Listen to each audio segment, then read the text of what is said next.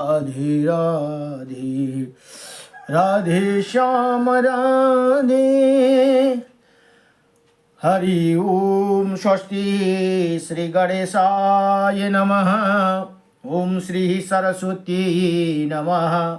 ओम श्री वेद पुरुषाय नमः। ओम श्री मातृपितृ चरण कमलेभ्यो नमः।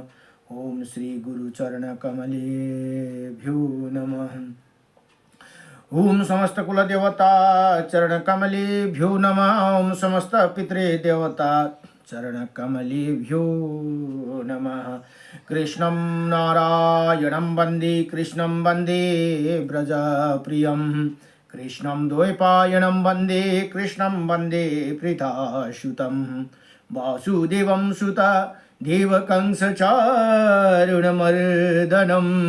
देवकीन परमानन्दं कृष्णं वन्दे जगद्गुरुं। मुकुं करोति वाचालं पङ्गुं लङ्घयेति गिरिं।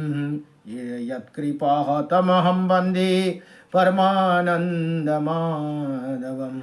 कस्तूरितिलकं ललाटपटले वक्षौ स्थूले कौस्तुभं। नासाग्रवरमौक्तिकं करतले वेणुकरे कङ्कणं। सर्वज्ञ हरिचन्दनसुललितं कंठे च मुक्तं बलि। गोपस्त्री परिवेष्टितो विजयते गोपालचूडामणि। वंशी विभूषितकर्णं नवनीरदाभत। पीताम्बरदारुणा फलधरोष्टा। पूर्णेन्द्रसुन्दरमुखः अरविन्दनेत्रात्। कृष्णात् परं किमपि ततो अहं न जाने। सच्चिदानन्दरूपायं विश्वोत्पत्यादिहेतवे त्रयत्रय विनाशायं श्रीकृष्णाय वयं नमः। जय जय श्री राधे। जय जय श्री राधे मेरी स्वामिनी। मैं राधे जीव की दास। जन्म जन्म दीजियो मोहे श्री चरण में वास। जन्म जन्म दीजियो मोहे वृंदावन को वास। जय जय राधा रमण हरि। जय जय नवल किशोर। जय जय गोपी चितचोर प्रभु। जय जय माखन चोर। जन्म जन्म दीजियो मोहे श्री चरण में वास। जन्म जन्म दीजियो मोहे श्री वृंदावन में वास। नारायणं नमस्कृतं नरं चैव नरोत्तमं। देवीं सरस्वतीं व्यासं ततो जयमुदीरयेत्। ओम श्री परमात्मने नमः। ओम गुरुर्ब्रह्मा गुरुर्विष्णु गुरुदेव महेश्वरः। गुरुर्साक्षात् परं ब्रह्म तस्मै श्री गुरुदेव नमः। ओम तस्मै श्री गुरुदेव नमः। हरि ओम। गुरु कै चरण मेरो काशी प्रयाग। सदा चरण को वास मिलो। सदा चरण को वास मिलो। ब्रजरास को मुरली धुना त्यो मनमा सदा मेरो गुंजी रहोस्। कृष्ण नाम को माला जपी जपी। राधा नाम को माला जपी जपी। अंत समयमा प्राण छुटो गुरु कै चरण मेरो काशी प्रयाग। सदा चरण को वास मिलो। प्रेम को बाती बन न सकूं प्रभु। ज्ञान को ज्योति बलि रहो। गुरु कै चरण को चरण अमृत ले। सकल शरीर यो बीजी रहो। कृष्ण नाम को माला जपी जपी। राम नाम को माला जपी जपी। अंत समय मा प्राण छुटो गुरु कै चरण मेरो काशी प्रयाग सदा चरण को बास मिलो। प्रेम को बाती बन न सकूं प्रभु, ज्ञान को ज्योति बलि रहो। भक्त हमी चरण कदाशी, भक्त हमी प्रभु कदाशी, कृपा दृष्टि सदैव रही रहो। कृपा दृष्टि सदैव रही रहो।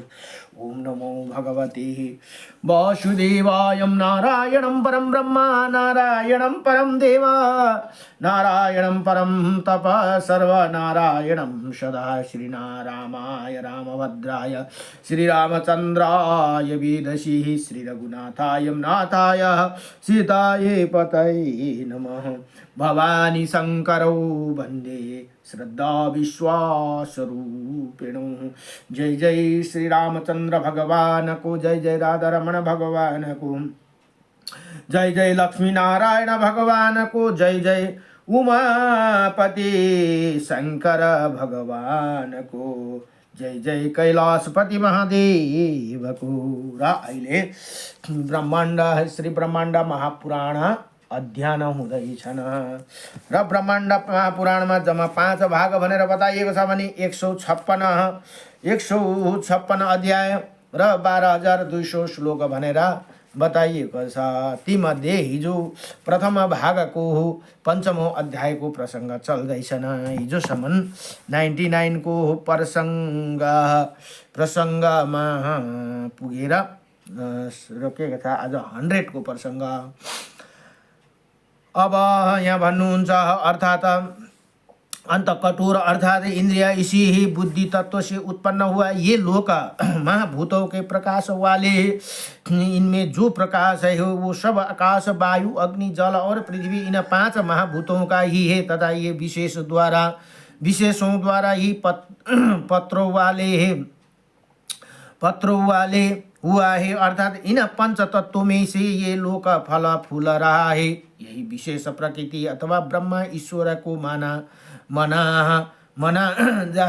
जा सकता है। धर्म और अधर्म, लोक और सुंदर पुण्य पुष्प है और सुख और दुख इस संसार का वृक्ष का फल है भनेर यसरी बताउनुहुन्छ। अब ये सब प्राणियों को, ये महाभूतों को ये ब्रह्मा वृक्ष अजीब है। अर्थात ब्रह्मा और ब्रह्मा से ही समस्त लोक प्रतिपालित है तथा इसी ब्रह्मा वृक्ष को ऐसे संसार ब्रह्मा है जहाँ की नित्य और सदा और असत आत्मा अव्यक्त कारण है, जिसके इसी तत्व का चिंतन प्रधान अथवा प्रकृति अथवा माया कहते हैं। इसी प्रकार ये ब्रह्मा नैतिक अनुग्रह सा कहा जाता है, क्योंकि ब्रह्मा इसी सृष्टि के नियमित कारण है और प्रकृति उत्पादन कारण है। ब्रह्मा की पूजा से ही प्रकृति से ये संसार पैदा हुआ है। ब्रह्मा से प्रकृति 3 सर्ग का बुद्धि पूर्वक नहीं है। मुख्यादि 6 सर्ग तो विकृति ही विकृता है और ये बुद्धि ही बुद्धि पूर्वक है। ये सब ब्रह्मा की ही विकल्पता है। एक विकल्पता से एक दूसरे को प्रवृत्त होते हैं।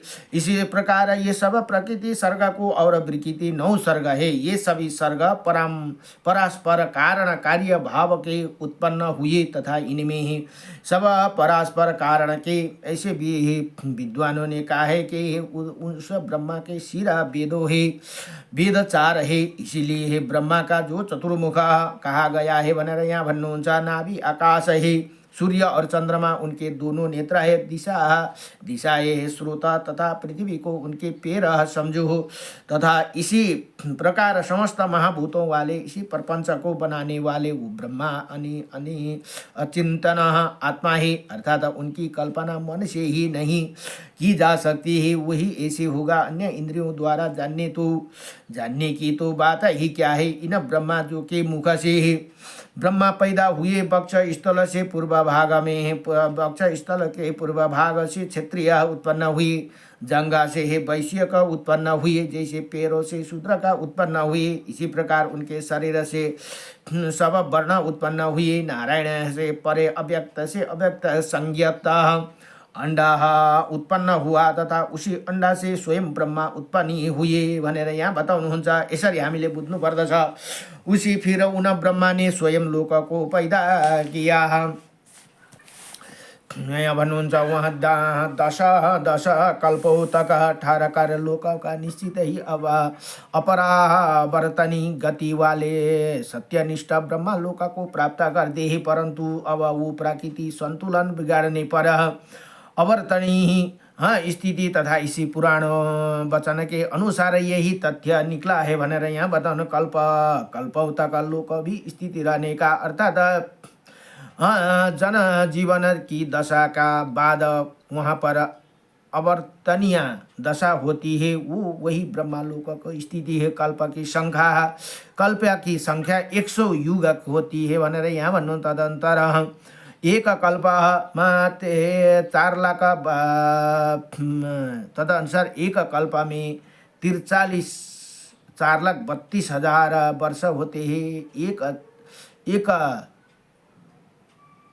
एक द अनुसार पृथ्वी का जीवन का काल 4 लाख होइन है, 4,32,00,00,000 वर्ष ऐसी ही भने एक कल्पमा त्यति हुन्छ अरे। 4,32,00,00,000 वर्षमा एक कल्प बित्छ भनेर यहाँ बताउनु भयो। आज के ही वैज्ञानिक ने सिद्धि किया है कि कुछ अंतर ही साथ पृथ्वी की आयु का पुराण वर्णित काल एक वैज्ञानिक काल प्राय मानना है कि इसी पुराण के वर्णन की वैज्ञानिकता का सिद्धि होती है कि अधिपत्य के बिना से सब लोगों का ऐश्वर्य से तो उस ब्रह्मा के समान और प्रकार रूप और विषय से ब्रह्मा के समान स्थिति रहते हैं। अर्थात 10 कल्प के सृष्टि के बाद सब कुछ ब्रह्मा लोक लीन हो जाते हैं। तब समस्त स्थान वर जगम भूत तत्व हो, अर्थात समस्त लोक उसी ब्रह्मा लोक को प्राप्त करते हैं जहाँ की उथल पुथल की स्थिति होती है।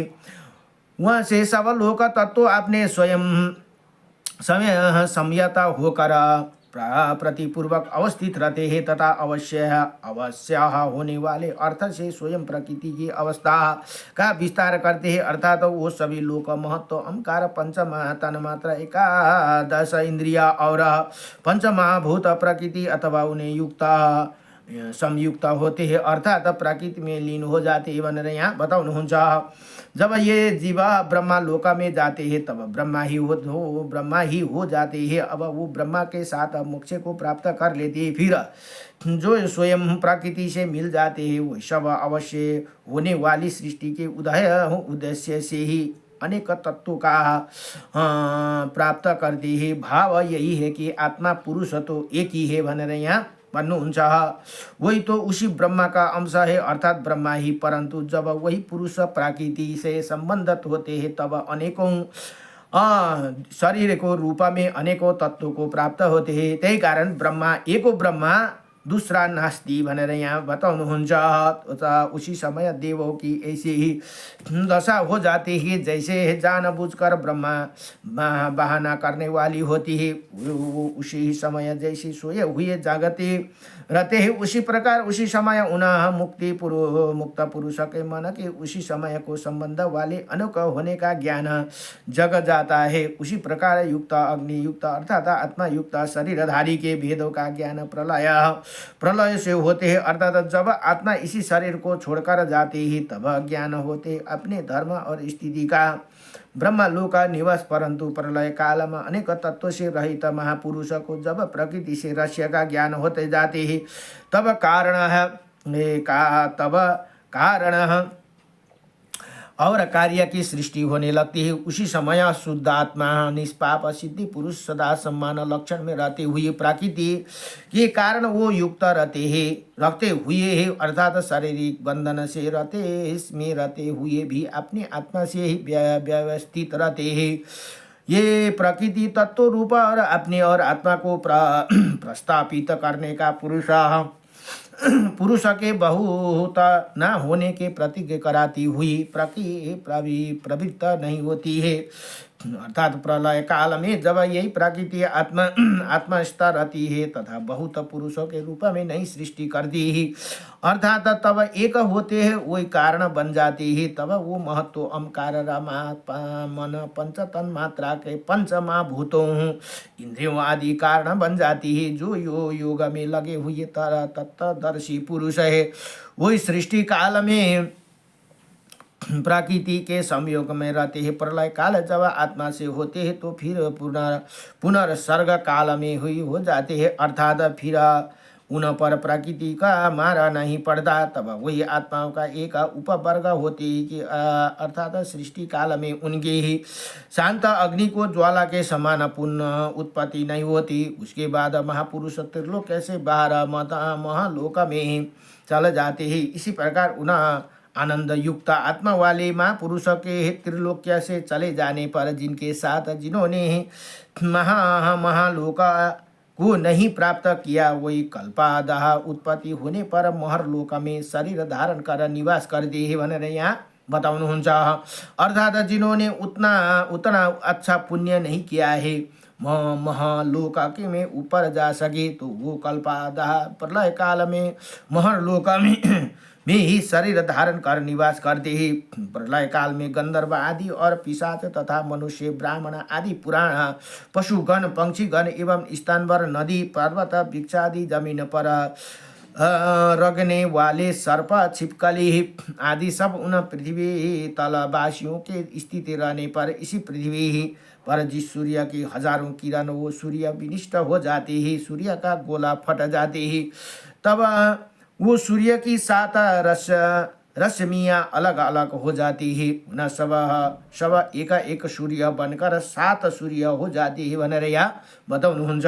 फिर क्रमशः 100 सूर्य होकर 700 सूर्य हो जाती है और फिर वो सैकड़ों सूर्य तीनों लोक को जला देती है तथा वो सैकड़ों सूर्य जीवों मनुष्य पशु आदि जगमा जीवों पेड़ पौधा नदी पर्वत आदि स्थानवर पदार्थों नदियाँ पर्वतों सब जला देते हैं, क्योंकि सूखा होने पर पहले ही वर्षा न होने के कारण वो सब जैसे तैसे पूरा तरह तदापि पूरी तरह तापिता हो जाते हैं। तब जब नदियाँ पर्वत आदि करोड़ों डिग्री ताप से प्रतापित होगा तब क्या होगा तो विज्ञान ही विषय है। तब इसे स्थानभर और जगमा जड़ चेतना पदार्थ के धर्म अर्थ आदि निश्चयता ही विषय होकर सूर्य की किरण से निगद्ध हो जाते ही पूर्णतः जल जाते ही। तब ये सब जले हुए शरीर वाले युग को बिताने पर धूप ताप हो जाते हैं, अर्थात उनका सब पाप धुल जाते हैं। ख्याता तप जले हुए पदार्थ शुभ अति बंधना से विमुक्ति मुक्त हो जाते हैं। उसके बाद वो मनुष्य तुल्य रूप वाले मनुष्य द्वारा सिद्धि हो जाते, अर्थात जहाँ जो जैसे पहले थे वैसे ही फिर उत्पन्न हो जाते हैं। अर्थात पर्वत के रूप में नदियों के रूप में तथा जिस पृथ्वी तल पर पहले जिसे जीव पैदा होते ही उसे जैसे रूप बदलते हैं रसे उसी तरह फिर पैदा हो जाते हैं। तथा विकास तो परास्परा ही काल गति को देने हैं उसी प्रलय काल है, जिसके अव्यक्त ब्रह्मा जन्म ब्रह्मा और रात्रि ही कहा जाते हैं भनेर यहाँ भन्नुहुन्छ। ये है इसी ब्रह्मांड में फिर ब्रह्मा की मानसी प्रजाओं का रचना होती है। उसके बाद त्रिलोकीयवासी लोगों के आश्रय ग्रहण करने पर मनुष्य द्वारा पुनः सर्ग होती है भनेर यहाँ बताउनुहुन्छ। जब तथा तब सूर्य की प्रखर किरणों द्वारा सप्ताह लोकों जो जला दिया जाता है, तब उसके बाद वर्षा होती है, क्योंकि वो सब पदार्थों समुद्र नदी पर्वत पशु पंक्षी मिट्टी आदि सभी तो जल होते ही, अतः वो सब जलेगा तो निश्चित ही भाप बनेगी और वर्षा होगी। और अतः वर्षा होती हे और वर्षा से पृथ्वी को अपलावित हो जाने पर चारों ओर जल ही जल हो जाते हैं तथा यो प्रलयको टाइमको कुरा बताउनु हुँदैछ। तथा सर्वत्र पृथ्वी पर जल ही जल रहने पर समुद्र मेघ जलयुक्त पार्थिव हो जाते हैं अतः जलाख्या समुद्र तथा अचल रहने वाले सभी तीर की तरह घूमते रहते हैं। अत्यंत गति से आता हुआ जल इसी स्थिति पृथ्वी को सम्यक प्रकार से ढक लेते हैं और सब ये भूमि और अवर्ण समुद्र नामक हो जाते हैं। अभाति यस्मात् अर्थात अभ्य शब्द भा धातु के बना है, जिसका अर्थ है चमकता है, वही अम्भा। अब अतः प्रलय में चारों तरफ जल ही जल चमकता है। जो भा शब्द प्रकाश है वो व्यतीत करने के अर्थ व्यवहात होते हैं। इन्हीं समस्त संसारों के भस्म हो जाने के बाद अपनी कांति और दीप्ति से सब और प्रकाशित होते, इसीलिए उसका नाम अम्भा जल कहा जाता है। यही जल को अम्बा कहते हैं। म आदि र भ अम्ब के कारण है भनेर यहाँ बताउनुहुन्छ। जलको अपतनु भी कहा जाते हैं, इसीलिए उन्हें तत्त स्तुनति यस्मात् अर्थात वो जल सर्वत्र विस्तृत हो जाते हैं, फैल जाते हैं, इसीलिए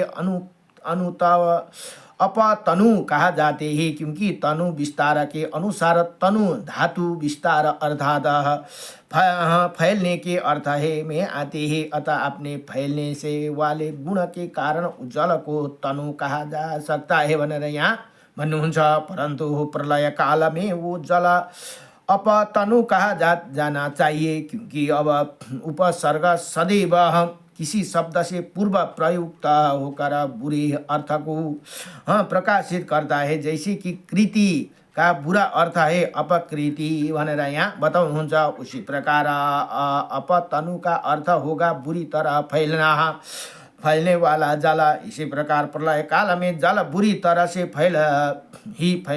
फैलता है, इसीलिए उसे अपतनु नाम दिया गया भनेर यहाँ भन्नुहुन्छ। जो नाम देना इसी पुराण का एक विशेष रहस्य है भनेर यहाँ श्री ब्रह्माण्ड महापुराणमा भन्नुहुन्छ। श्रु भनेको धातु में अच अथवा धज प्रत्येक से सार शब्द बनता है, वही कोश के सार का अर्थ वायु है। क्योंकि वायु शीर्ण होती है, इधर उधर बिखरती है, अतः उसे सार कहना उचित है। तथा प्रलयकालीन जल को सारम कहना उचित है, क्योंकि श्रु धातु अनेकों अर्थ वाली ये क्रिया दग्निया धातु है, जिसे श्रृंगिता क्रिया बनती है। इसी धातु को अनेक अर्थ है, वही टुकड़े कर देने, चोटा पहुंचाना, मार डालना, बर्बाद करना, फाड़ डालना।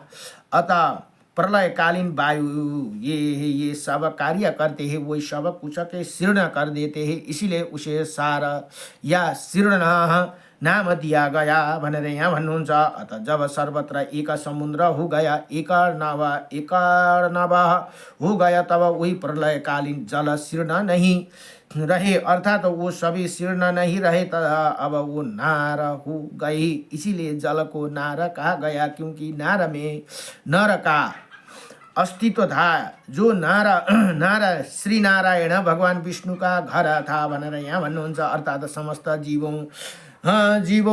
जीवनीय तत्व उसी जल में समा गए। इसी जल में जीवनीय शक्ति का होना भी सिद्धि होते, जिसमें विज्ञान भी स्वीकार किया है। अतः प्रलय काल का एक वर्ण एक समुद्र सभी नारों जीवों का उत्पत्ति का स्थान था, इसीलिए उसी नार कहा गया। क्योंकि नर प्लस आयण को नार अर्थात नर का भाव नार। इसी प्रकार समस्त पृथ्वी पर एक ही समुद्र हो गए भनेर यहाँ भन्नुहुन्छ। ये उसी एक वर्ण में 1000 युग तक दिन में ब्रह्मा के रहने पर उतने ही समय तक 1000 युग तक 4,32,000 वर्षों तक रात में ही जल में ब्रह्मा की निवास रही। उसके बाद अग्नि द्वारा नष्ट किए गए पृथ्वी पृथ्वी तल व्याप्ति जल वायु के पूरे शांत होने, चार तरह का भी कुछ दिखाई ना देने वाले घोर अंधकार में ब्रह्मा के अधिष्ठित पुरुष ने इसी संसार को विभाग करने का इच्छा की। उसके बाद जड़ चेतना पदार्थों के नष्ट जल वाले का वर्ण को एक वर्ण में तब ब्रह्मा शस्त्राक्ष हजारों आंखें वाले और शस्त्रपाद हजारों पैर वाले ही होते हैं भनेर यहाँ बताउनुहुन्छ। त्यसरी बताउनुहुन्छ यति भनेर